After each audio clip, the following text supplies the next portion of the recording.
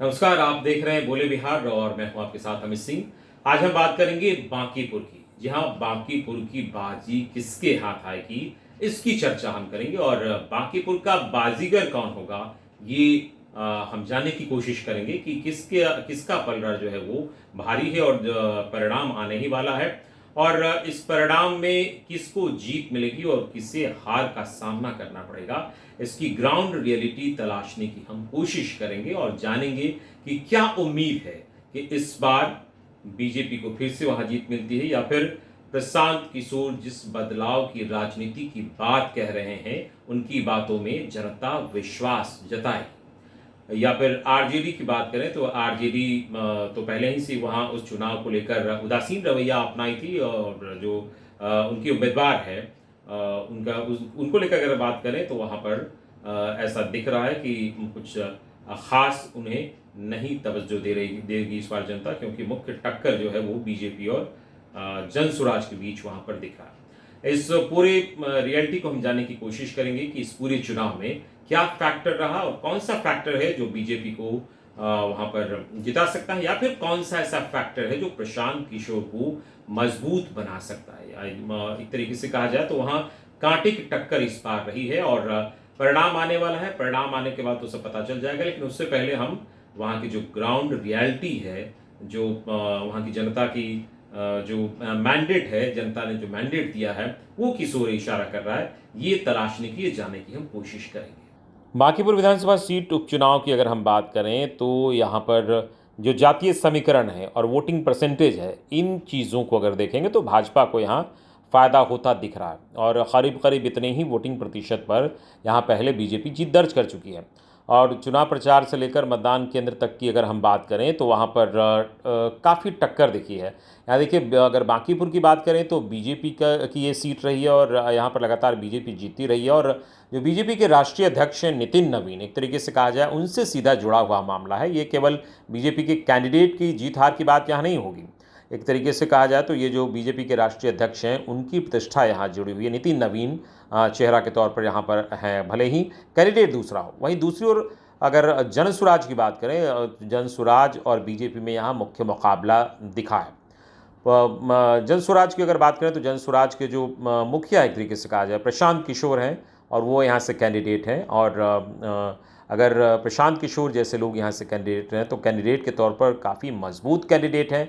इसका भी फ़ायदा उन्हें मिल सकता है। जो जनता यहाँ की है, जो जिस बदलाव की राजनीति की बात ये कहते हैं प्रशांत किशोर, जिस बदलाव की बात कहते हैं, अब कितने लोग इस बात से सहमत हो पाते हैं और कितने लोग जो उनका प्लान है उसको लेकर आशान्वित हैं, तो इसका उनको फ़ायदा होता वहाँ पर दिख सकता है। बांकीपुर में अगर भाजपा भले ही नीरज सिन्हा को प्रत्याशी बनाई हो, लेकिन पार्टी के जो राष्ट्रीय अध्यक्ष हैं वो एक तरीके से कहा जाए वो डायरेक्टली यहाँ पर इन्वॉल्व हैं और 5 बार वो विधायक चुने जा चुके हैं पहले। ऐसे में इस बार एक तरीके से कहा जाए और भी ज़्यादा यहाँ पर बीजेपी की ओर से जोर लगाया गया है कि कहीं भी किसी भी तरीके से ये सीट इस बार उनके पाले में जाए, क्योंकि जो प्रशांत किशोर हैं वो लगातार जो कहते हैं और जो लोगों में नाराज़गी की बात वो कहते हैं कि सरकार से लोग नाराज़ हैं, सरकार की नीतियों के ख़िलाफ़ हैं।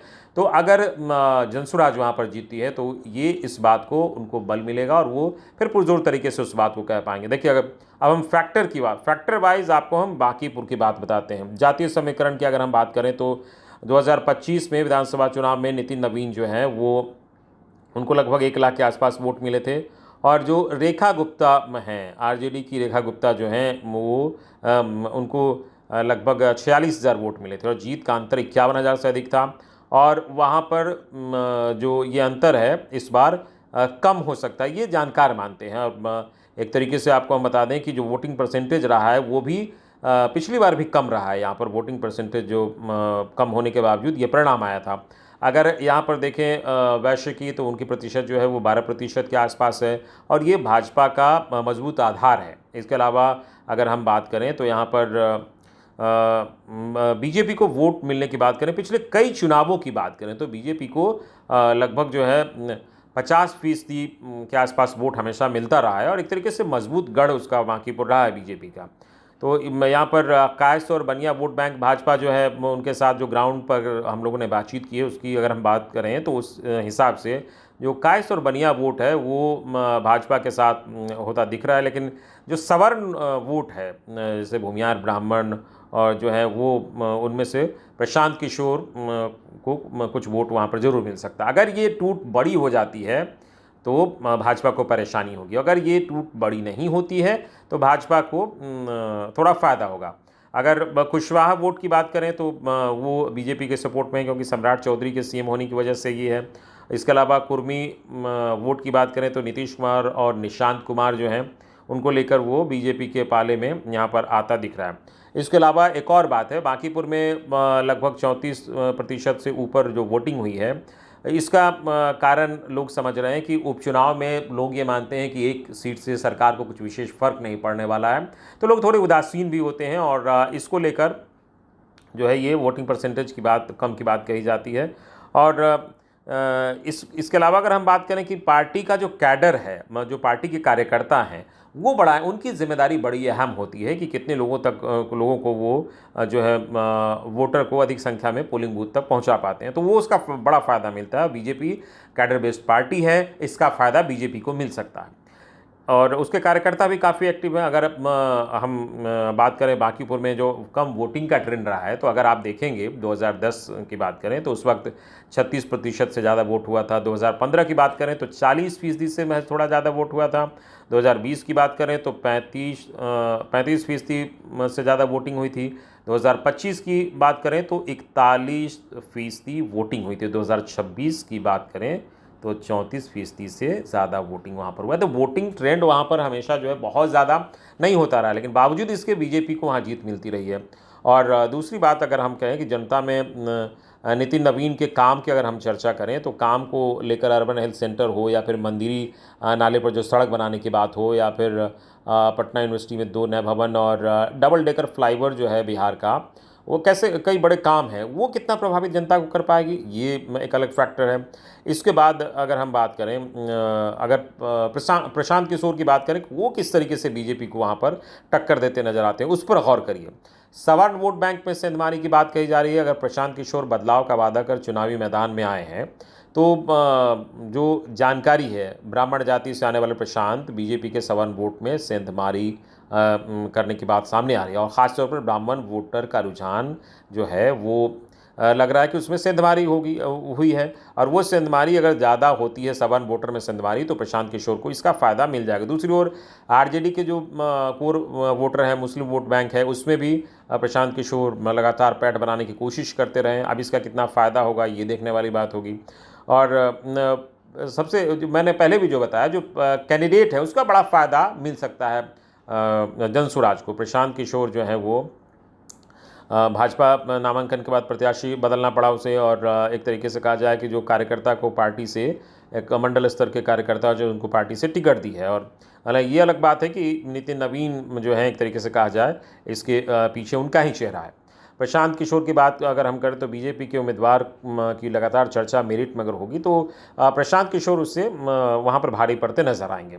इसके अलावा एक और फैक्टर है इस वक्त जो देश में माहौल बना है और कहीं ना कहीं सरकार के खिलाफ गुस्सा भी दिखा, जंतर मंतर पर प्रदर्शन दिखा, बिहार में भी प्रदर्शन हुआ पेपर लीक मामले को लेकर। युवा जो हैं उनके बीच अपनी बात को पहुंचाने में प्रशांत किशोर अगर पूरी तरीके से कामयाब होते हैं तो इनका फ़ायदा उनको मिल सकता है। पेपर लीक, भ्रष्टाचार हो या फिर अपराध हो, जनता के कई मुद्दों को ये लगातार मजबूती से उठाए हैं और प्रबुद्ध वोटर्स नहीं कहा जाए, जो इंटेलेक्चुअल हैं, उनके सामने उम्मीदवार जो है अपनी ताकतवर उम्मीदवारी दिखाता है तो उसका भी असर पड़ता है। इस लिहाज से प्रशांत किशोर जो है वो उनको फ़ायदा मिल सकता है। आरजेडी का जो कमज़ोर चुनाव प्रचार कह लीजिए या फिर आरजेडी एक तरीके से उदासीन रही है वहाँ, इसका भी फ़ायदा जनसुराज को मिलेगा, क्योंकि आरजेडी ने रेखा गुप्ता को मौका दिया, लेकिन जिस तरीके से तेजस्वी एकदम अंत में आए वहाँ पर प्रचार करने, एक तरीके से लगा कार्यकर्ताओं का मनोबल उतना मजबूत नहीं हुआ कि कहीं ना कहीं जो आरजेडी है वो इस चुनाव को लेकर उदासीन है। तो अब ये है कि आम तौर पर ये चर्चा की जा रही है कि टक्कर बीजेपी और प्रशांत किशोर के बीच है और जिन लोगों को जो भाजपा से नाराज़गी है या फिर उनके खिलाफ में वोट देना चाह रहे थे, आरजेडी को भी नहीं वोट देना चाह रहे थे, तो ऐसी स्थिति में जनसुराज को उनका वोट गया और उसका फ़ायदा जनसुराज को मिलेगा।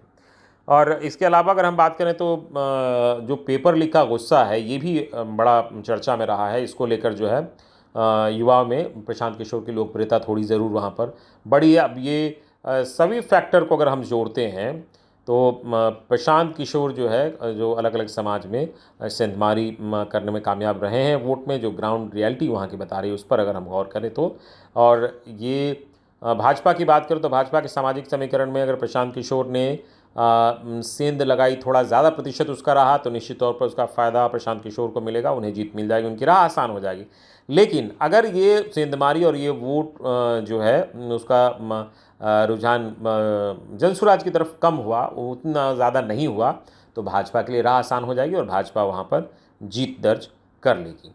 तो ये एक तरीके से कहा जाए वहाँ की जो ये चुनावी गणित है या फिर जो वहाँ का जो ग्राउंड रियलिटी है वो हमने आपको बताया है। और ऐसे में सीधा तौर पर कह सकते हैं कि प्रशांत किशोर जो हैं उनके लिए भी और बीजेपी के लिए भी, दोनों के लिए राहें बहुत आसान नहीं हैं, कांटे की टक्कर है। जीत हार का अंतर जो है वो बहुत ही कम होगा इस बार, क्योंकि वोटिंग परसेंटेज कम है। लेकिन वोटिंग परसेंटेज कम होने के बावजूद पिछली बार ट्रेंड को देखें तो बीजेपी को जीत मिली है, लेकिन इस बार कैंडिडेट प्रशांत किशोर वहाँ पर हैं, तो कहीं ना कहीं जो सवर्ण वोटर हैं उनमें सेंधमारी जो है जनसुराज को जीत दिला सकती है। अब देखने वाली बात होगी कि परिणाम के दिन क्या फैसला आता है। तो देखा आपने बांकीपुर को लेकर हमने बताया आपको कि किस तरीके से वहां पर इस बार चुनाव हुआ है और जो वोटिंग परसेंटेज है काफी कम रहा है, 35% वोटिंग परसेंट रहा है। ये दोनों पार्टियों के लिए कहीं ना कहीं जीत हार का जो अंतर है वो काफी कम होगा, चाहे वो बीजेपी की कैंडिडेट जीते या फिर जनसुराज के कैंडिडेट जीते। वहां पर जो जीत का अंतर है वो काफी कम रहेगा। और इस पूरी रिपोर्ट में हमने आपको बताया कि कौन सा फैक्टर जो है वो वहां पर जीत दिलाने के लिए कारगर साबित होगा। तो अगर ये वीडियो आपको अच्छा लगा है तो इस वीडियो को लाइक कर दीजिए और हमारे चैनल को सब्सक्राइब कर दीजिए। फिलहाल इस वीडियो में इतना ही। नमस्कार।